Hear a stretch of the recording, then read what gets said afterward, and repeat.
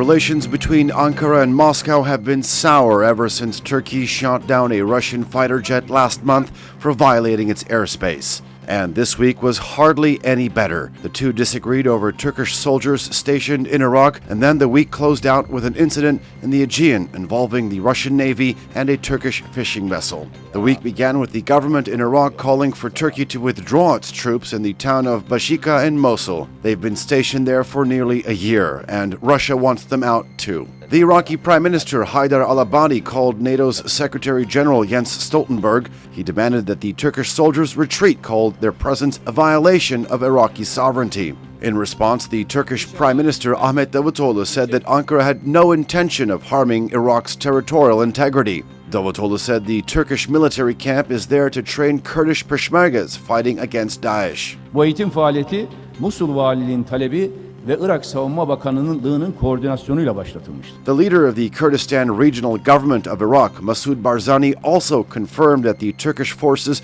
were in Iraq because of a deal between Turkey and Iraq. A day after his statement, Barzani made an official visit to Turkey's capital, Ankara. Local press reported that the timing was important as tensions continued to rise between Barzani, Turkey, and Baghdad. Barzani had a meeting with Turkish President Recep Tayyip Erdogan. The meeting lasted for more than an hour behind closed doors. Erdogan then announced that despite the Iraqi government's calls, the Turkish soldiers will stay in Mosul to train their Iraqi counterparts to fight against Daesh.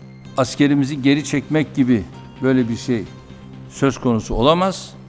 Oradaki eğitim verme sürecini kararlı bir şekilde devam edeceğiz ama bunu bir mutabakat içerisinde sürdüreceğiz. But the Iraqi government insisted. The Prime Minister said the solution to the Iraq-Turkey crisis could only be solved through a full withdrawal of Turkish troops from Iraqi territory.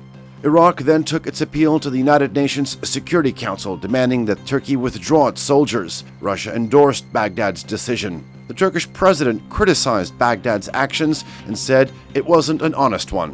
Irak merkezi yönetimi eğer oradan ülkemize yapılacak herhangi bir terör saldırısına gerekli tedbiri alamıyorsa bu tedbirlerimizi biz alırız. Turkey tried to defuse the situation by sending a high-level team to Baghdad. Feridun Sinirlioğlu, the Undersecretary of the Turkish Foreign Ministry, and Hakan Fidan, the head of Turkish intelligence, held meetings with Iraqi Prime Minister Haider al Abadi. The Turkish Prime Minister's office released a written statement after the meetings. It said, during the meetings, it's been clearly stated that Turkey respects the territorial integrity and the sovereignty of Iraq. Turkey also confirmed that it is determined to continue to support the Iraqi government in the fight against Daesh.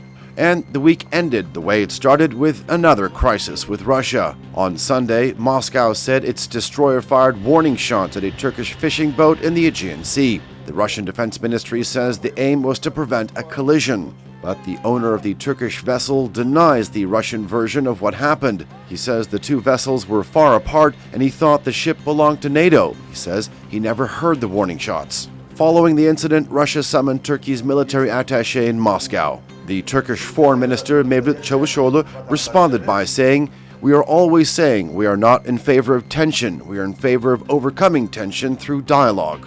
But clearly, more dialogue is still needed, because right now, things remain quite tense.